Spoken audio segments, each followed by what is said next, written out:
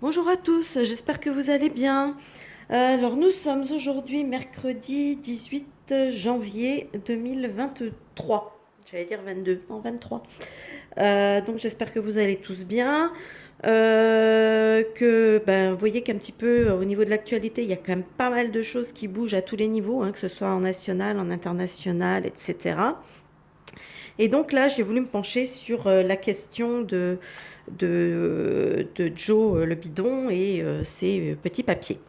Voilà, je ne sais pas si vous voyez ce que je veux dire, hein, c'est tous les petits papiers avec des petits tampons top secrets qui ont été retrouvés à divers endroits, dans divers lieux appartenant à Joe le bidon.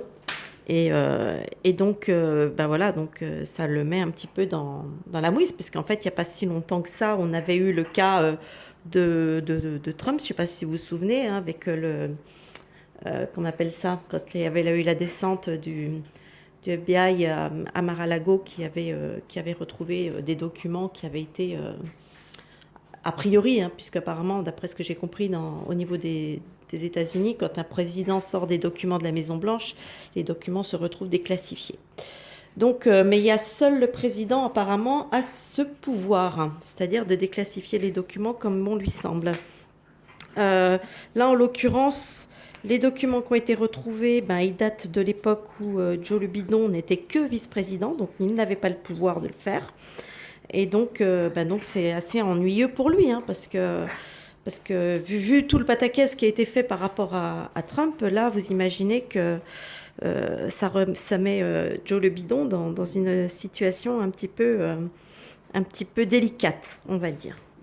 Donc voilà, donc j'ai fait un petit tirage parce que je voulais voir un petit peu ce que ça pouvait donner par rapport à lui, hein, le fait de ces documents, euh, qu'est-ce que ça pouvait impliquer, etc. Donc, donc moi j'ai un tirage qui est quand même relativement clair, assez explicite.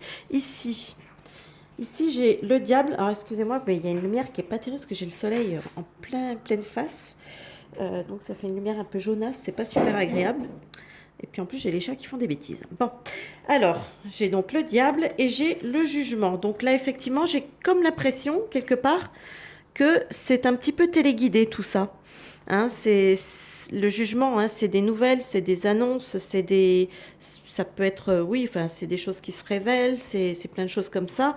Là, on a quand même associé au diable. Pour moi, ça me fait quand même penser.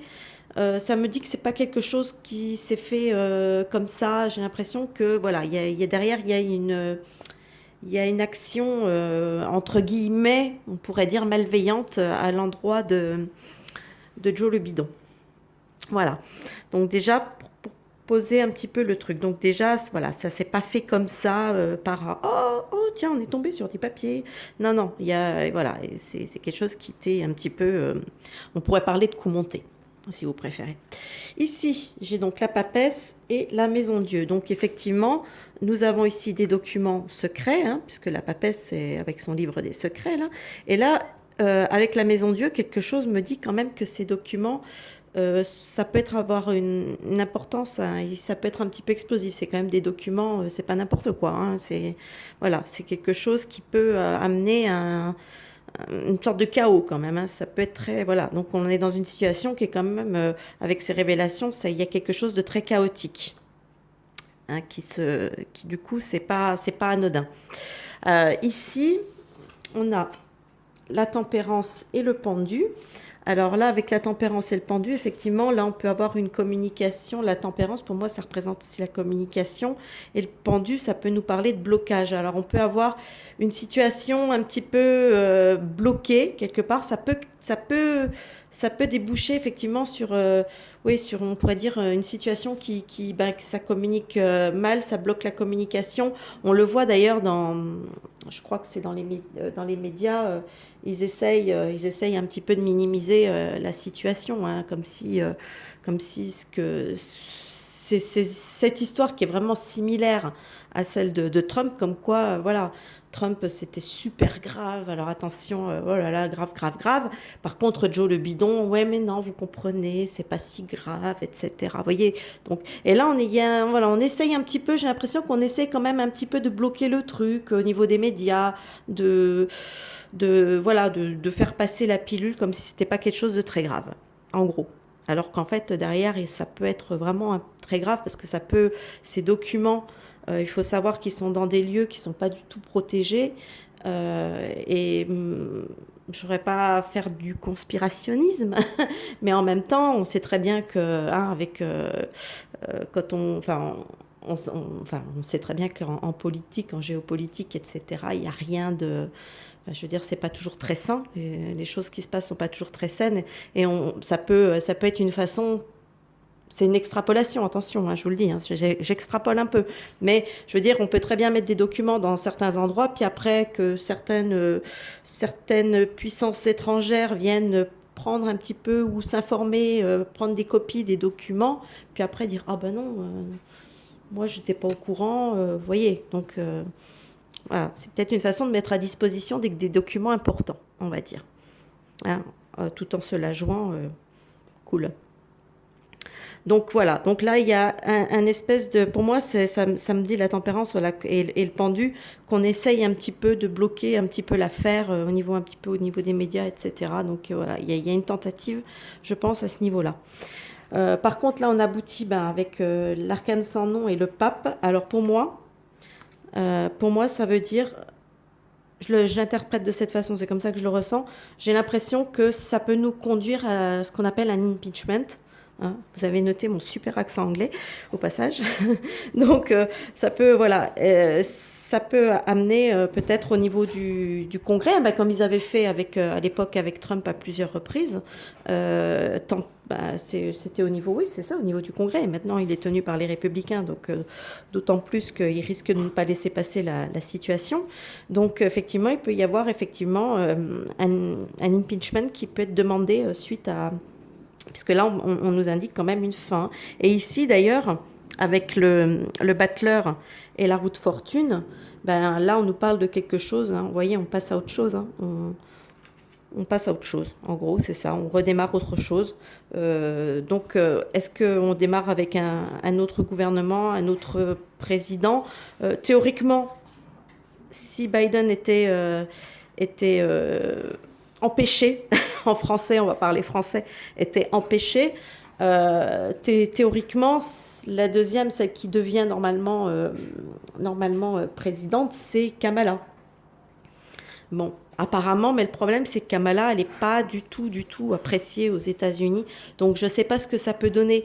Mais après, on a le troisième homme important du pays, c'est le speaker.